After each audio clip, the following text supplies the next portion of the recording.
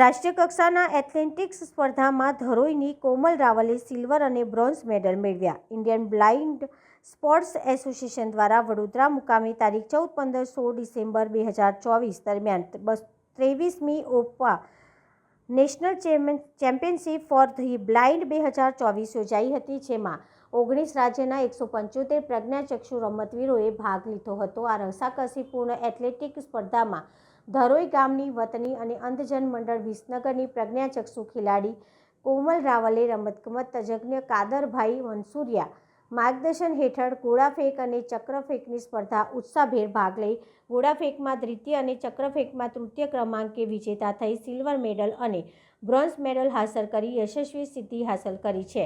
રાષ્ટ્રીય કક્ષાએ ઝળહળતી સિદ્ધિ હાંસલ કરનાર કોમલ રાવલ અને માર્ગદર્શન આપનાર કાદરભાઈ મંસૂરીને અંધજન મંડળ વિસનગરના માનદ મંત્રી શ્રીમતી હસુમતીબેન હાલરિયાએ બિરદાવ્યા હતા.